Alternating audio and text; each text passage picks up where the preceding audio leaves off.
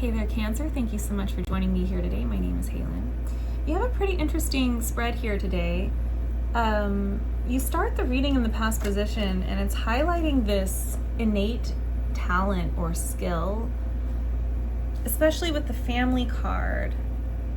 It's like it's been passed on to you, almost like if you come from a long line of musicians or painters. It's like that skill, that ability is innate within you. You don't have to work at it. It's something that's naturally been given to you, like a God-given talent, right? But it almost feels ancestral or genetic. Well, with the bone collector, it's very much speaking to me about your ancestors and the ones that have come before you. And it's this light that you carry, and I almost feel like they've passed on this light to you. It feels very shamanic here with the bone collector. And they've given you something here. And with the reflection, it has this feeling to me of, it's almost like Sabrina the Teenage Witch.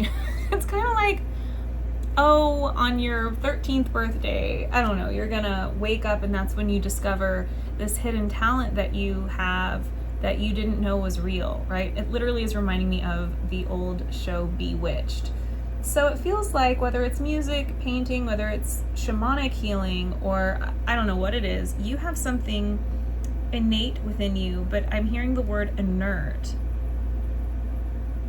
So maybe it was a skill that lied dormant for a while until you were old enough to start to open up to it, to understand it, to unpack it. I remember when I started opening up, I began doing mediumship work, and it was really specific and really bizarre, and it freaked me out at first, and I thought I was schizophrenic, and I went to all these doctors because I was like, I'm hearing voices, but I was getting paid for it because I was doing this mediumship thing, and I was like, am I hallucinating my clients? Like, I really got freaked out. And then I remember talking to my mother, and she was like, oh yeah, like, and told me all these stories of people in our line who did that kind of thing. And I was like, oh, what? If you had told me, I wouldn't have been so scared when I finally, started to experience this in my day-to-day life, because it was unexpected. But it could be anything, right? Like, talents can run in families. If it's music or painting or whatever it is, it just feels like something was lying here dormant. And once you reached a certain age, it's like you could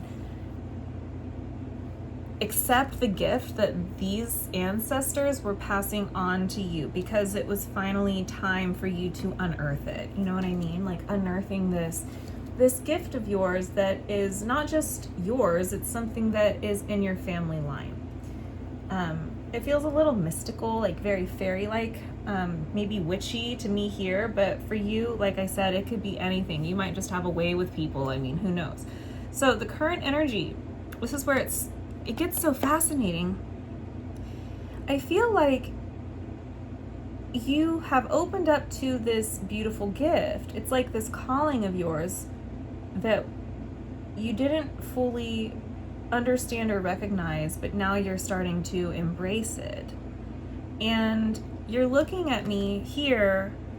I see you as this woman in this rescue card, and it's like you are looking out thinking, well, what am I going to do with it? I've been given this gift, so I must have to do something with it. And it feels like what you feel like is that you are being given this big task from spirit, from your ancestors, with this gift, whatever it is. Like, well, what am I going to do with it? Almost like this pressure of the way you're looking out to the future of like, I've got to play the game of life here. Surely I've received this, baton, this torch for a reason. And I feel like Spirit has a surprise for you where you're not going to have to make something happen, because suddenly it's like I literally see her looking up, because notice this rescue card, there's a surprise coming in for you. You're down here, and this card is actually about you being rescued, but you have no idea. It's like you think you're the one who needs to do the action or the rescuing or something, like a big thing, like it's a big deal. But then there's an energy that you don't see. I'm thinking of the planet Neptune for some reason. So it's coming in, and suddenly I feel like this is like a helicopter, and you start to hear this rattling, like almost like an earthquake, and you are this wild woman here that looks up and you're like, what is that? You know what I mean? What's going on? So this is you kind of in the glory of your gift here. You've definitely tapped into it, or you are familiar with it at this point. But I think you think, well, what's it all for? Surely it must mean something. What am I supposed to do with it? Not realizing that there's this energy that is going to actually come and discover you. And I've been getting that quite a bit in the readings lately. I wonder if it's like a collective thing going on where you are just emitting. It's like your energy fills this cavern here, and it's like a fireplace where, you know, out the chimney, it's like emanating your siren song or your mating call or this rainbow light of yours, and someone outside of you is seeing it and they're being drawn to it like a moth to a flame. And so suddenly you look jarred with the unexpected visitors coming up next. It's like you're like, what's that? What's coming in? All the birds are flying around here. Like something is rattling the plan that I thought I had, where I thought I had to go do this big thing. Who the hell is this? There's someone new coming in. And it's unexpected. You're like kind of freaked out. Whoa, what's that? And it's this wizard of the woods. So it's like this guy hops off of his, you know, helicopter or his plane. They enter into your sphere, into your world, very unexpectedly. You look trepidatious and confused because you're like, why are you here? I didn't need rescuing. Who are you? And I don't know who this is or what this is, but it comes out with temptation. And that's where I get this feeling, this guttural instinct of like, hold on a second. Wow, it's suddenly really reminding me of the Aries reading where they had something coming in, but then, oh man, this is what this is. It's like there's a test from spirit, right? When you are being called to this new thing, or you're gonna make something happen, I don't know, you're gonna utilize this gift or follow this light, whatever this is, your dream. It's just like the Aries reading. That might really resonate with you. It's like suddenly something comes in and says, oh, well, I'll give you everything you want if you just stay here. Or it's a weird vibe that I'm getting all of a sudden. And it is tempting because it's like they might have a lot of stability to offer you here. See all of this money, all of this abundance. But would it be, and they look really eager to like almost like get their hands on you or be with you or have you do this thing, almost like I'm trying to think of a metaphor. Let's say you were in a job and you worked this normal job, but you had this secret gift. You were this incredible singer, okay? And suddenly and you realize, oh my God, I'm a singer. I'm not going to stay at this 9-to-5 job. I'm a singer and I'm meant to go do this. How am I going to go do it, right? What am I going to go do to make this dream a reality because I see it? And then suddenly, and you're unsatisfied at your job and it doesn't pay much. Well, suddenly it's like the earth shakes. This person comes in. It's like the regional manager or something. And they're like, oh my gosh, who are you? You've been here for 5 years. You're amazing. I want to promote you and give you this incredible opportunity where you make, 6 figures a year. But I mean, you're not going to be a singer. You get to stay here and do this, right? And I'll take care of you. I'll keep you comfortable. See how it's this temptation where it like weighs you down. It slows you down. Normally I feel like I would be, oh, how exciting. Who's this? I'm so excited. But the way that you show me that you're feeling about it is like, no, it sounds nice, it sounds good, but the reality is it's not good enough for me. And so that's really what I'm getting. And you start to sort of like cave in, and it's like they have all these riches or all this magic to promise you, like, come with me, Cancer, like, stay here, I've got this thing to offer you, it's gonna be so great. You know, it almost feels like a sugar daddy coming in and being like, oh no, it's fine, you know, I don't know, don't pursue your dreams, you don't need to do that, I'll take care of you. Like that kind of weird thing. It's just got a funny feeling like that. And you're like, or sugar mama, however you want to spin it, but you're like, this doesn't feel right. Suddenly it's like you're closing in on yourself, right? Protecting yourself because you don't want to fall into this temptation. And it seems like it's really taken you by surprise. And you're sort of here setting the crown aside and saying, it's like I might not have a lot, but at least what I have. Wow, you're talking about this gem here at the bottom of this umbrella. At least what I have has come from my own light. It's this light here. It's like, see, this is like spirit. It's like spirit will always protect me, and I have to have this faith and trust that I am protected and I don't need to rely on this, almost like this big daddy energy outside of me to make sure that I am happy and safe. Because what you're saying here is that those physical riches cannot hold a torch or hold a candle to the inner riches of your heart. And so that's the gem and the treasure that you're protecting here, is the light of your own heart and the light of your own gift, the thing that's been passed on to you. I think it's bold and I think it's beautiful, right? Like, no, I have to pursue my passion to be the singer because I know that's for me. And it comes out with this coyote, which its eyes always look like this friend of mine that I had in high school who I thought really had my best interest. And over many years, it took me a while and space to untangle and look back and realize she didn't. And I feel like that's what you're realizing here. It's like the trickster, the coyote. See how it looks like it's a mouth down here? Like it looks like this nice, peaceful animal, and then if you look at it with the mouth open, it's like, haha, I got you. That's that test from spirit of what do you actually want, Cancer? Because here I am sending in the test of the temptation of giving you everything you could think that you need. Like, you can live a happy life. Like, that's what Aries reading was. You can settle down. But it's like, haha, I got you. That's what would be happening. It's not like this intentional tricking you from spirit. It's this test of your will and of your faith and what you truly honor. It's like, do you honor what's on the outside or do you honor what's on the inside? Do you honor the safe bet?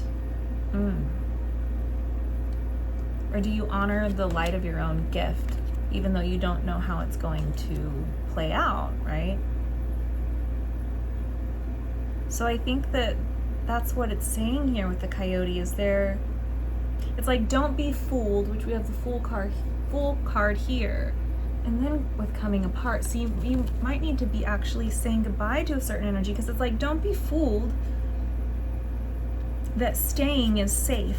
You know, in time, how many times have you seen someone who they make that decision? They choose the 9-to-5, or they choose the safe bet, or they choose the partner that doesn't really light their fire, right? And they choose it, and it's like, well, it seems safe at the time, but when you look at the long game of it, and people don't actually pursue their passions or their true life or their true love, and this love of themselves and their own rich inner worlds and these gifts passed down and stuff like that, they don't trust in spirit to take care of them.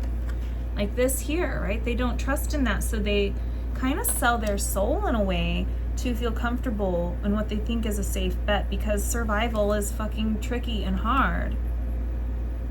in the end, it's like almost like not the safest bet. It appears that way at first, but in the end, it isn't safe at all. It's actually the thing that steals from you. And it's kind of like you allowing yourself to be stolen from, because there is like a choice here with the temptation, right? It's making me think of the story I shared in Aries reading. I'm going to share it here briefly to tell the end of the story, which I didn't actually share in that reading. So I moved to Oregon. I had this, call to go there. And I initially was really envisioning this sort of communal living with chickens and other children around. I had a young child at the time. Well, I moved to Oregon. It happened very, very easily. It was pretty magical. And everything there actually was like just amazing. It's when I first started to realize that grace will always catch me, this way that spirit will always align and just everything falls into place miraculously. So I went there and I had the house and I got my own chickens. I didn't have the free living situation that I envisioned, but I actually had something far better. And then I started to open up in a different way, and I ended up I got this call to move to Hawaii. It's a long story. It sounds really shallow, but it was actually very real and bizarre.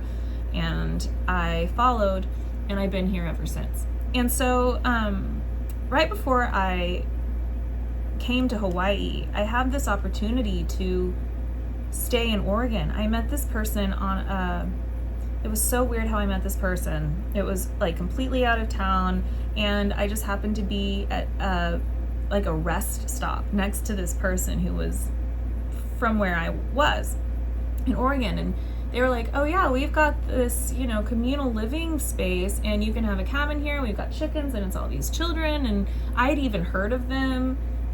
It was very secure. It was like really good people. It wasn't like culty or creepy or anything. It was actually a really great place. And they invited me to have like a cabin after speaking to this person. They were like, you would be perfect. Like, why don't you, like, it just opened. It seems like it's meant to be. And I was like, well, I am in the process of moving to Hawaii. So I moved to Hawaii. I took the leap, I took the chance, and I knew it was the right thing. A few months later, there were these wildfires that ripped through Oregon, and that living space, that communal living space, bless their hearts and souls, it burned down. The whole thing burned down. And it's kind of what I'm saying here. It's like whatever seems like it's a safe bet at the time, always follow your inner heart and your inner light, and don't give in to things just for the sake of the supposed security of them, because it's not necessarily true. Like that friend I had who I thought was my security, and it wasn't the case at all. So I see that you are making the right decision here. It's like you're saying, no, I'm going to set the crown off to the side. I don't need the crown. I just need to honor what's true within me, right? It's not even going to necessarily look good on paper. I have to just follow my heart. And I don't care how it seems, and whatever. And it shows here that that is actually what brings you the prize, essentially. I don't think you're going to suddenly hit the lottery and become a millionaire and hit the jackpot, right? But you are sort of hitting the jackpot, spiritually speaking, with this upper world here. It's like, okay, Cancer gets it. Because once you're willing to go all in with your poker chips, so to speak, with spirit or with God, and remember, these are for entertainment purposes only, so you live with the consequences of your own decisions. I can only speak from my own personal experience, and I don't know how it works out or why it works out, but whenever I've gone all in, something rises up. It's like something becomes the wind beneath my wings, like that song, what is that song? The wind beneath my wings, right? It's like that. Every time I go all in, something ends up actually working out. When it's for the right reasons, though. But I feel like you absolutely are showing me here that you are making a decision for the right reasons. It feels humble. It's like you're taking off the crown. And when we allow that to happen, that's when we gain our spiritual crown, in a sense, because we're doing something that's in alignment with spirit, but might not be in alignment with financial security or things that look good on paper in the 3D reality. It's like sometimes, I mean, how many stories are in the Bible or in all these religious parables and texts? You have to go against the grain a little bit because it's your true calling and it's actually what Spirit is asking of you. I think all the great heroes have lived things like that, and it's amazing to see how this ends up working out, how things end up falling into place when you really just go with your gut, right? It's like the world is here and into the unknown. It's like you're being called into the unknown. Maybe to no longer follow the leader, or if anything, it's like follow the leader that is your own joy. Follow the leader that is your own joy here. Not what another tells you will be your joy, you know? It's like you're going in this new trajectory here. I actually see this as you. You're holding this holy grail. It's like, you know, it's like here. It's like you are holding this light. You know what this light is, what this gem is, this light that you're protecting.